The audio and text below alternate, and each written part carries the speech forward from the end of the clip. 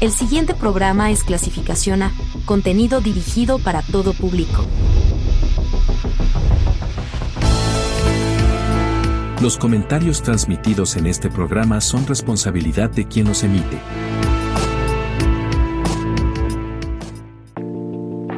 CICESE para Todos. Un programa del Centro de Investigación Científica y de Educación Superior de Ensenada, Unidad Tepic. Aquí conocerás las investigaciones sobre tecnologías de la información y comunicación. CICESE para Todos. Por una cultura científica, CICESE para Todos.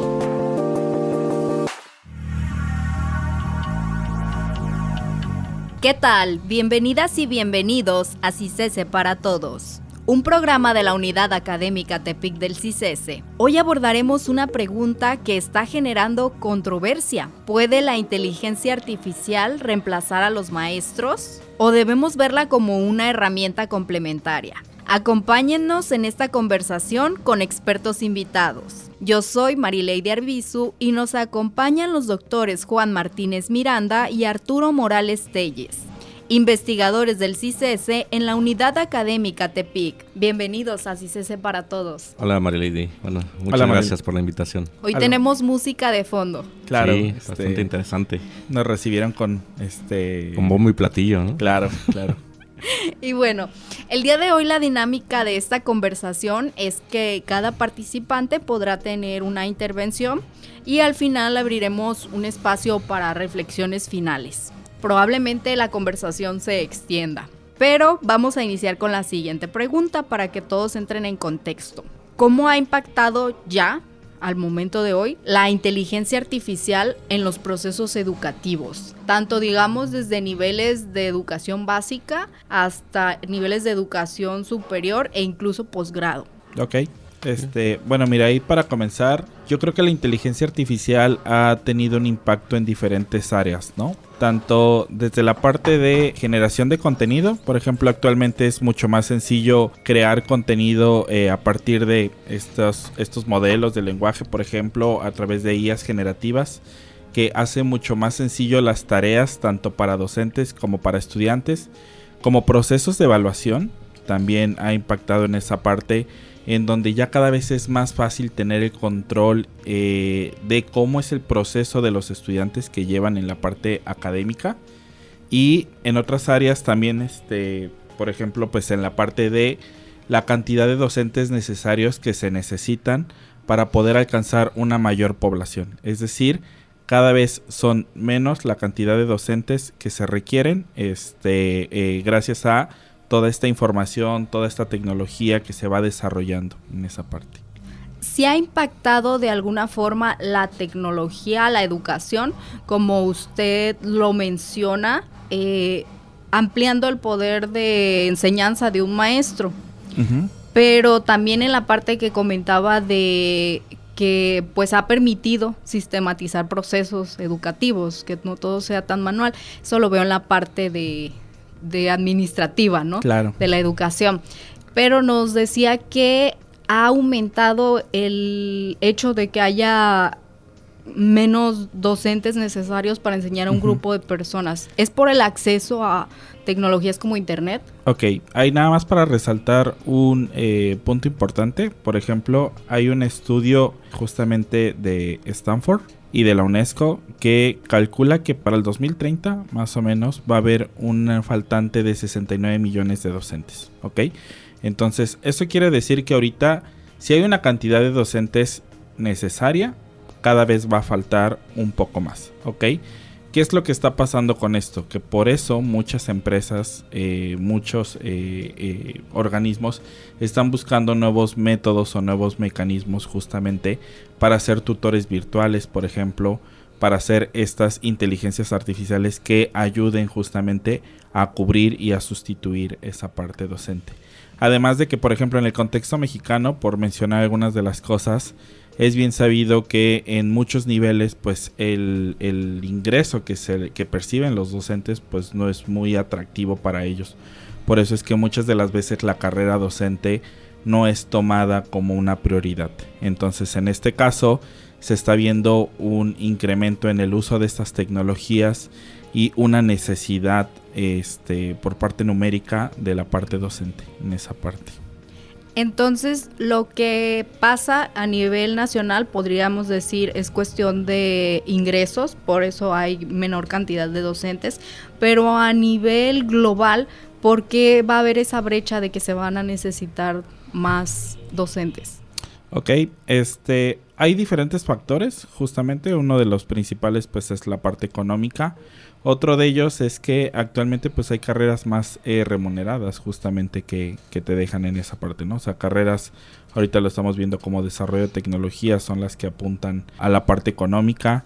Hay, por ejemplo, muchos datos y mucha estadística acerca de que en países, en continentes como por ejemplo África, el acceso justamente a la educación, el acceso a tener esa población docente que ayude a entender y a comprender a los estudiantes, pues es muy limitada, ¿no? Entonces, si lo vemos de manera global, justamente la educación es un tema importante porque no se tienen los recursos humanos justamente para cubrir la cantidad de personas que somos.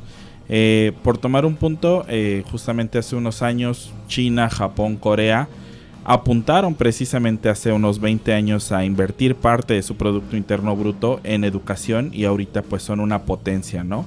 Justamente porque las personas están preparadas, pero son casos específicos. Si lo consideramos en común global, como tú lo mencionas, Marilady, en países en desarrollo, justamente como México, parte de Sudamérica, continentes como África, etcétera, etcétera, pues eso sigue siendo una limitante bastante grande. Es una gran cantidad de personas a las cuales se les tiene que educar y son pocas las personas que están estudiando justamente para poder educar a esas personas. Claro, debería haber una redistribución de docentes, por así decirlo. Sí. Y doctor, ¿usted cuál diría que es el panorama actualmente de la inteligencia artificial, la tecnología en procesos educativos? No, como dijo Arturo, definitivamente ya ha tenido un impacto desde hace ya algunos años todo lo que son las tecnologías y en particular la inteligencia artificial. Las tecnologías como tal pues ya llevan años, ¿no? Algunas décadas con lo que aquí conocimos en la telesecundaria, que era pues una manera de que llegara a hacer la educación a través de pues estos canales, ¿no? Televisivos dedicados para educar, sobre todo en entornos rurales, ¿no? Eso fueron, yo creo que los inicios. Las telesecundarias, ¿no? Uno de los primeros pasos. Así es. Sí, era acercar a los maestros a entornos rurales donde era a veces pues no convenía, quizá no le convenía llegar hasta allá para 3, 4 o 10 o 15 alumnos, ¿no? De comunidades lejanas. Ahí se puede ver como que los inicios, ¿no? De cómo la tecnología empezó a utilizarse como una herramienta, no como un sustitutivo. Yo tengo la postura de que a lo mejor en unos años quizá, pero yo todavía no veo que la inteligencia artificial en este caso pueda sustituir al maestro. Más bien hay que verla como una herramienta. Curiosamente, a principios de año me invitaron a la Escuela Normal Superior de Michoacán, en Morelia, para un congreso y uno de los temas era justamente ese, de cómo ha impactado la inteligencia artificial y si iba a poner en riesgo los trabajos de los futuros docentes, ¿no? En la Escuela Normal Superior pues están los alumnos que están estudiando la carrera magisterial. Y había diferentes, pues yo diría que no tanto visiones, sino temores de que sí realmente pueda en algún momento sustituir al maestro.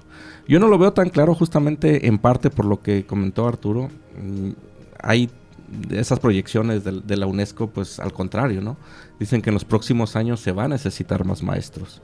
Pero no solo por la cantidad pequeña, digamos, en comparación con la población que lo necesita, sino también por la función que tiene el docente. Es decir, deberíamos de empezar definiendo pues cuáles son esos roles que como maestro debe de jugar este profesional frente a un grupo, ¿no? Si lo vemos únicamente como un transmisor de conocimiento, pues ahí sí está perdido.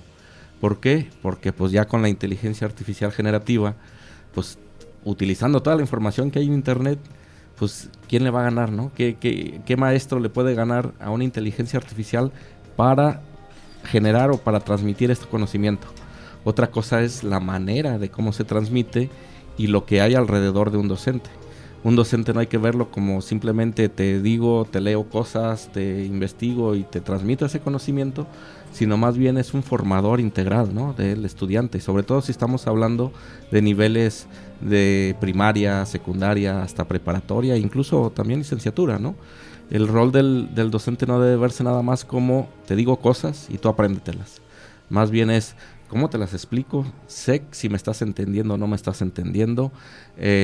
Si veo que no estás entendiendo, si tienes algún problema, pues hay maestros que muchas veces uno los recuerda no por lo que les enseña, a nivel académico me refiero, sino cómo los forma uno, ¿no? Esos detalles que tienen de interesarse por el tema quizá de fondo, algún problema más, pues no se inmiscuyen tampoco a nivel personal, pero sí quieren saber cuál es la situación concreta de los estudiantes de por qué no están aprendiendo, ¿no? Y esa parte es la que yo les comentaba en ese foro, que yo de momento no veo, ¿no? Aunque aquí Arturo no me dejará mentir, ya los tutores virtuales también van por ese lado de interpretar las emociones de formación del estudiante, ¿sí? No los solo tutores... de transmisión de conocimiento. No, es que no solo es o sea, yo todavía no los veo como de formativos, más bien como educativos, ¿no? Y que sí pueden detectar cómo se siente un estudiante, si está aprendiendo, si está aburriéndose, y puede cambiar, ¿no?, el contenido, la manera de explicárselo, la metodología pedagógica la puede adaptar a cada estudiante, que esa es una ventaja, pero nunca, o de momento no le ha preguntado, oye, pero ¿por qué te sientes así? ¿Qué problema tienes? ¿Tienes algún problema con algún compañero? O sea, va más allá de la parte académica. Eso es donde los docentes con vocación son los que pues, son buenos formadores, ¿no? Y eso es lo que yo todavía veo un poco lejano en la inteligencia artificial, el contacto humano. Claro, pero la personalización no contribuiría a que haya una adopción tecnológica más fluida, porque la tecnología se está adaptando a cada estudiante. Claro, ese es de hecho es una de las líneas de investigación de los tutores inteligentes. El cómo, primero, conocer al estudiante, hacer un modelo de él, para que a partir de eso yo le doy qué es lo que necesita aprender, en dónde está fallando más. Si yo identifico cuáles son las fallas o las debilidades del estudiante, pues como tutor virtual es donde más pone el énfasis, ¿no? ¿Qué conceptos necesita entender o qué metodologías aplicar para que entienda mejor? Y eso sí es lo que yo digo que se puede utilizar como una herramienta complementaria al docente. Imagínate en un aula, el docente tiene que dar clases a 30 estudiantes, que cada uno de ellos tuviera su propio tutor virtual para que después de clases hiciera pues una pequeña evaluación y que este tutor viera, pues de lo que le enseñó el maestro, aquí está fallando, ¿no? Hay que reforzarlo, y ahí entra mi rol de asistente o de tutor virtual.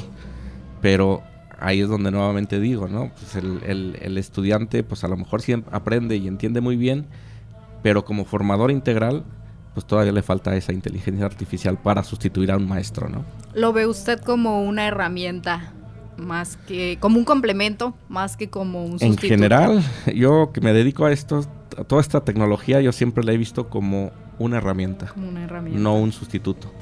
Que a lo mejor me equivoco y en unos años pues ya ni estoy aquí porque está aquí una IA, pues mala suerte, ¿no? Para mí. Realizando podcast, una IA. Exacto. ¿Y para usted, doctor Arturo, ve esa misma perspectiva? Ahí en ese aspecto yo tengo una postura que la tecnología en algún punto sí tiene que sustituir algunas actividades humanas. Y ahí, retomando un poquito de historia, me vino a la mente ahorita con esta plática.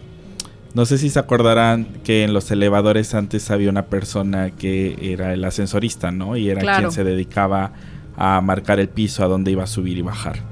Se automatizaron los elevadores, justamente se actualizaron y ya nada más tenías que presionar el botón. Y las personas no confiaban justamente en el elevador, no querían utilizarlo y preferían utilizar justamente una escalera en lugar de el elevador, ¿no? ¿Por qué? Porque la persona como tal, aunque estuviera ahí parada, daba ese concepto de seguridad, daba esa sensación justamente. Con el paso del tiempo, pues ya fue siendo más aceptado, más normal. Y ahorita es muy raro, a mí no me ha tocado ver a alguna persona que se dedique justamente a marcar el piso de los elevadores. Y si lo hay, pues no es necesario, ¿no? Creo que es un concepto que nos habla acerca de las brechas generacionales. Creo que en algún momento algunas cosas, nueva tecnología puede resultar abrumadora o de cierta manera con algo de miedo de cómo la podemos utilizar. pero eventualmente, así como en el caso de los elevadores, pues creo yo en algún punto la tecnología pues sí sustituye esa parte tecnológica. Ahorita está mucho, y digo, no me quiero salir mucho del tema, pero lo de los coches autónomos, justamente, pasa lo mismo, ¿no? Esa seguridad que tú tienes, ¿no? Que no tienes esa confianza. Pero si nos ponemos a ver realmente las estadísticas, los coches autónomos tienen un montón de sensores que les permiten ver 360 grados, justamente, ¿no? Y hace que sea mucho más seguro y que tengan una acción de respuesta mucho más rápida en comparación de la que tendría un humano normal. Entonces, en ese caso, creo que hay un punto en donde nuevas generaciones van creciendo. Esto va siendo más normal para ellos. Hay un factor humano muy importante, como lo que menciona justamente Juan, en ese aspecto de la parte de la empatía. Pero creo que las nuevas generaciones van aceptando con más facilidad justamente esta tecnología que se va desarrollando. Entonces, tal vez no en mucho tiempo nuevas generaciones acepten estos tutores virtuales. Están estas academias virtuales como Khan Academy, por ejemplo, y tiene un tutor que es el de Khanmigo, justamente, que te enseña temas de lo que quieras, variados, de matemáticas, de español, de programación. Y también hay estudios que han evaluado la parte docente y la parte de estos tutores virtuales, y como dice Juan, ¿no? O sea, la parte de los conceptos como tal, los tutores están a ese nivel, ¿no? Son capaces de darte ese conocimiento, de brindártelo. Incluso algunos estudios han demostrado que las personas que estudian con tutores virtuales tienen una calificación igual o mayor en comparación con los docentes en esa parte. ¿Qué nos falta o qué falta como tal? La parte humana, la parte de empatía. Para ello, retomando pues algunos de los puntos, se están desarrollando tecnologías que permiten ver las emociones del estudiante, ver cómo se siente, ver esa parte justamente que los haga mucho más humanos a estos agentes para que puedan enseñar. Hay un punto importante, y retomando ya para acabar este argumento, justamente, pues para algunos de nosotros puede ser algo complejo todavía aprender con un agente virtual, un tutor educativo. Sin embargo, yo he tenido oportunidad de ver en algunos estudios cómo los niños ya es algo normal para ellos. Entonces, creo que en algún punto sí se puede sustituir algunas tareas muy específicas de los docentes para ahorrar tiempo. Y en esa parte humana, o que ese producto humano se ocupe para cosas diferentes, ¿no? O sea, para la mejor explorar la creatividad, que todavía la inteligencia artificial pues puede tener algunos problemas con respecto a eso, la parte social, pero creo que en la generación de contenidos, en otorgarlos y en enseñarle a los niños, pues creo que no estamos tan lejos. Sí, esto me recuerda, no es un tema nuevo. A mí un autor de ciencia ficción que me gusta mucho es Isaac Asimov. Y ya en 1951 sacó un cuento corto que recuerdo se llamaba ¿Cómo se divertían? En el cual están dos niños, ¿no? Jugando en la casa, uno en la casa de otro, y uno encuentra un libro. Y dice, ¿y esto qué es? Pues tiene letras, tiene como hojas. ¿Y qué será? Pues mira, parece un libro, pero pues ellos están acostumbrados, se supone que es en el año 2100 y algo, 2150 por ahí. Y dice, pero pues qué raro, no le cambian las letras, o sea, son fijas. Obviamente estaba hablando de las tabletas, en un año en el que ni siquiera pues estaban en pañales, ni siquiera se hablaba de la inteligencia artificial, ¿no? En 1951. Y justo el libro trataba de cómo estudiaban los niños en el siglo XX. Y decían, oye, ¿qué dice aquí? ¿Cómo estudiaban? Pues mira, dicen que tenían un maestro humano. Dice, no, eso no es posible. ¿Cómo un humano puede saber más que nuestros maestros robots? No, y mira, y además les enseñaban a un grupo de estudiantes. Digo, no me imagino, le contestaba el otro, cómo un humano que yo no conozco va a venir a mi casa con un grupo a estudiar. Dice, no, es que no iban a su casa, iban a un lugar que se llamaba escuela, y ahí todos juntos aprendían, ¿no? Y jugaban. Dice, pues eso es muy raro, decía el al que se lo estaba contando, ¿no? Al otro niño. Pero mira, es que además hacían hasta dinámicas y el maestro los guiaba y hacía este tipo de juegos. Y por eso el nombre, ¿no? De cómo se divertían. Y termina el cuento diciéndole la mamá al que estaba de la casa, oye, muchacho, te toca ya tu clase. Y ahí va el muchacho a su cuarto con un robot y que le empieza a decir, ahora nos toca matemáticas, sí, te voy a enseñar, pero él solito, ¿no? Y ya dejó ahí al niño. Lo que voy es justamente ese contacto humano, no solo tanto con el profesor, sino con los demás compañeros, es lo que yo veo insustituible. Y esto lo vimos claramente en la pandemia. Las escuelas que tuvieron oportunidad de dar clases a distancia, pues ahora estamos viendo los resultados, ¿no? Hay estudios que dicen que se perdieron años, que a pesar de tener ese tipo de estudios no ha sido lo mismo. El nivel educativo bajó. Y no solo en México, en varios países. ¿Por qué? Vuelvo a lo mismo. Se requiere, y sobre todo a esas edades, una formación integral.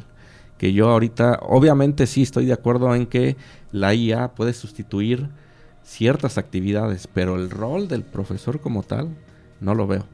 ¿En qué lo puede ayudar? Sí, justamente en calificar exámenes. Imagínate que, o para generar contenidos, ¿no? Yo tengo un grupo de 50 estudiantes y yo como profesor no le quiero aplicar el mismo examen a todos, porque se pueden copiar o porque a lo mejor ya por ahí se fugó y ya lo saben.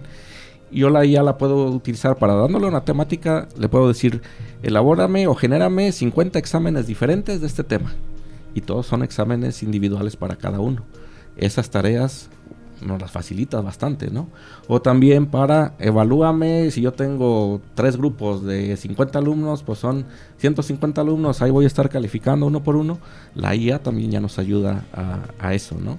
A hacer esa calificación automática y nosotros, pues como profesores, ya sacar pues, los resultados finales.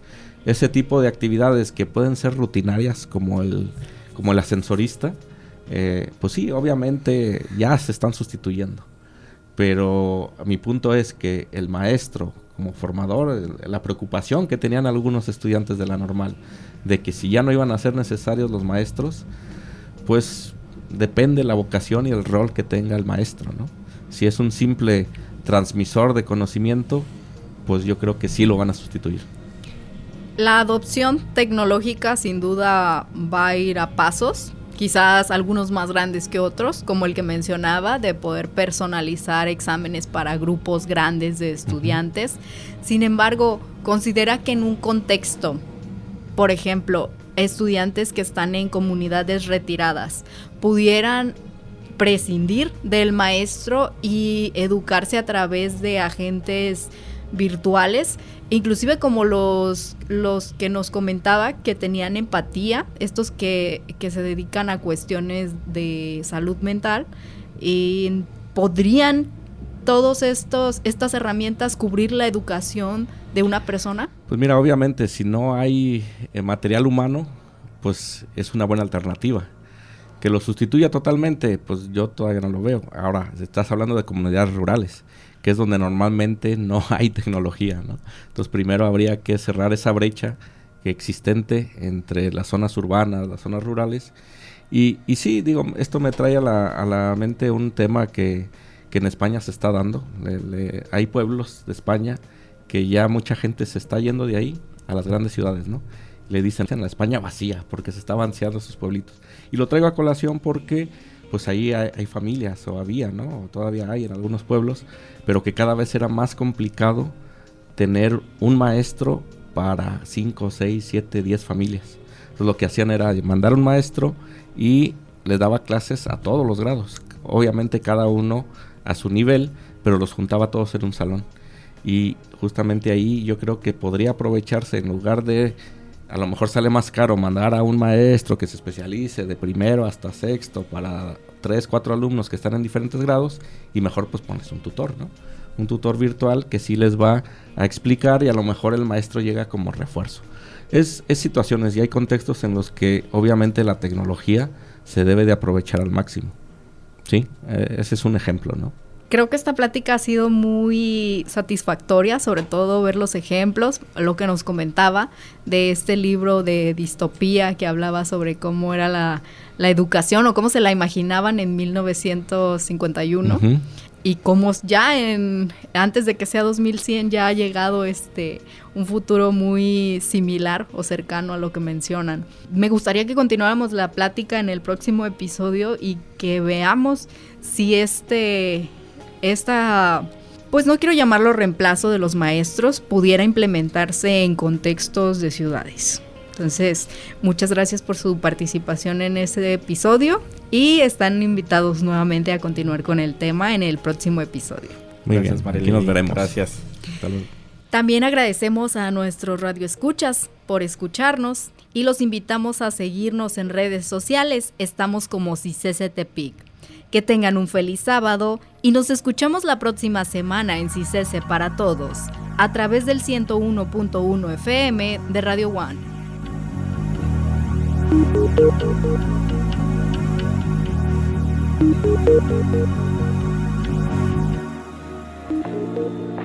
CICESE para Todos, un programa del Centro de Investigación Científica y de Educación Superior de Ensenada, Unidad Tepic. Aquí conocerás las investigaciones sobre tecnologías de la información y comunicación. CICESE para Todos. Por una cultura científica, CICESE para Todos.